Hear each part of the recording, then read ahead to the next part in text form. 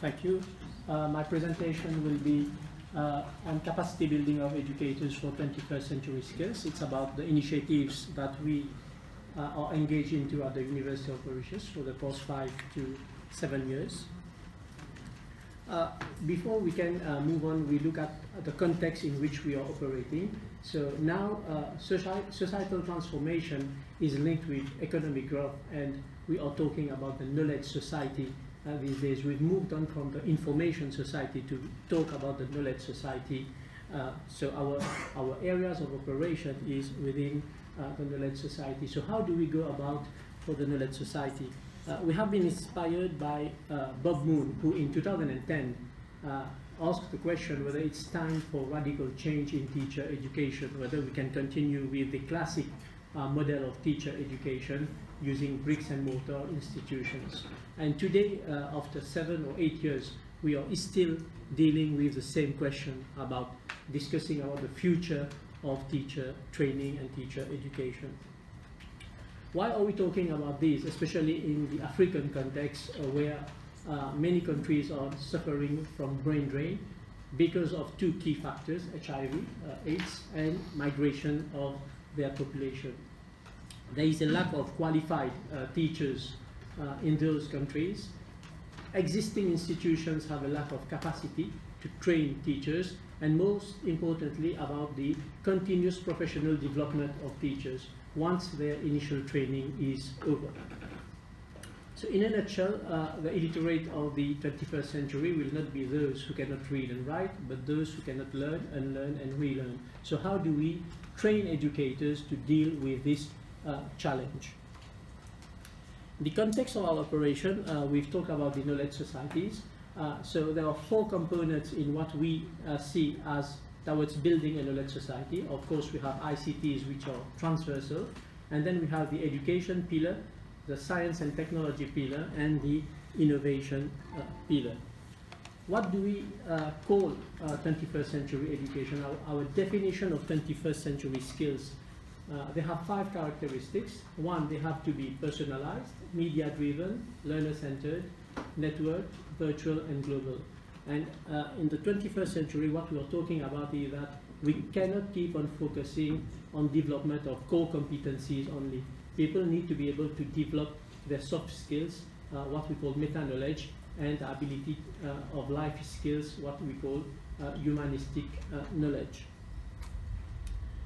So what we've done at the University of Mauritius, we've set up a living lab, which is an INOL accredited living lab in innovative learning and teacher education. And we focus on what we call the 4P innovation model, having public actors from the public sector, private, we talk about the people, and based on partnership. And right now we are working with the Commonwealth of Learning, with Microsoft a lot, with a new initiative B.A.BA-TV, my colleagues here, and the private company Up to 10. So the focus of our action to build knowledge societies for sustainable development, we focus on 2 things. 1, the capacity building of educators in terms of continuous professional development, and second, we focus on innovative mass literacy, numeracy projects.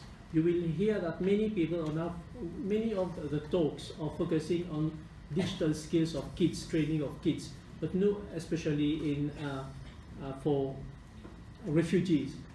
No one is very few people are talking about the education of the adults, the parents, okay, who lack education. So in terms of our mass literacy projects, the government of Mauritius in 2002 initiated a very ambitious project called the Mass Computer Proficiency Project, because we wanted the country to become a cyber island, and we were engaging into the development of e-services. So what we thought was that if people cannot use basic ICT, so they cannot use those e-services, which would be a failure. So they engaged into a mass literacy project, and so far, over the 10 years, we have trained more than 50, I've checked the numbers, more than 50,000 persons in Mauritius. When we are talking of persons, it's the adult population. And as from 2015, we partnered with our colleagues here who are the founders of an ambitious project of Africa called B.A.BA-TV, which I'll come very quickly. So 2 characteristics of our initiative, they focus on 2 key things. one, replicability and scalability of the actions, and second, we ensure that all our programs cover those three key elements: having a knowledge acquisition phase, a knowledge application phase, and a knowledge construction and reflective practice phase. So what is B.A.BA.TV? B.A.BA.TV is a project where we try to link up TV and telephone to reach a big amount of people in Africa to fight literacy. So it's based on the convergence of TV and telephone, and we're not talking of a smartphone, but rather 2G handsets. So this is our friend B.A.BA, who will appear on TV. Just an example of mixing also fiction, animation, and telephone. So these are just examples, and this is the aspect of animation, where we show them basic calculations of how to do basic multiplications. And then they can use their phone by just calling a toll-free number, and they can do interactive exercises on the phone. So the TV to diffuse, to broadcast, even in areas where they cannot access internet and in poverty areas. The telephone, the phone, to put in application what they've learned. And this is just a slide of the different partners and the areas. We are covering much more than that, but this is just a slide to show you how many partners are in the project. So to be able to get into such kind of projects, we need also to think about those people who are going to support that type of learning to take place. So in terms of our educator capacity building, we have 4 axes. One, we focus on educator networking and communities of practice online, that we just saw our colleague talking of a forum. We teach them how to develop their own interactive materials. We've put in place the rapid e-learning method. The idea is that if we rely on government to build a small team to try to digitize the whole curriculum, it will never work. So we try to empower educators to develop their own materials and then share them. We use a train-the-trainers approach for using blended e-learning and teacher capacity building. For example, teaching teacher trainers through MOOCs, and we show them how to build their own MOOCs. And finally, the 4th axe is on school leadership and policy. We've seen how school leadership would be reluctant to allow educators to get into training, so we focus on that aspect also. Microsoft is a key partner for us. We use a lot of Microsoft online resources for the educators, and we are putting in place a badge-based and open badge system to look into the capacity building and to monitor the professional development of educators, and we're working with the Ministry of Education on that.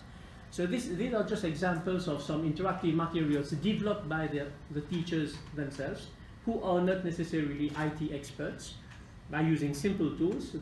We taught them how to do such kind of things in PowerPoint, and then they can publish it as interactive resources. Examples of e-books which can then be packaged into applications. This is an interactive resource we developed in the Creole language to target women and to sensitize them about their legal rights. So in this one we use Creole. So in terms of train the trainers, which means teacher educators, we have developed MOOCs for teacher training, but not only developing the MOOCs, but train them how to develop their own MOOCs and online courses using Moodle and the use of interactive ebooks. So these are just an example of a workshop we did in Seychelles, where using Office Mix, okay, you don't need sophisticated equipment, where an educator is doing her own resources that she is going to be put online to train other educators. So these are just examples, and this is a model of a online course targeting educators, developed by teacher educators themselves. Right. So the regions of intervention, this project we have been doing in collaboration with funding from the Commonwealth of Learning. We have been targeting Mauritius, Swaziland, and Seychelles so far, and we aim to broaden our action in other countries, but so far mainly of the Commonwealth. So this is my last slide, Chair. The training model that we use, so we use a blend of online content, live virtual classrooms, webinars for educators. Then we have also some face-to-face physical workshops. And all these result into what we get into the knowledge application phase, where we expect educators to go and apply them in their real environment. And then they can develop courses, they validate it, they deploy it, which result into lifelong learning skills and expertise for teachers and teacher educators.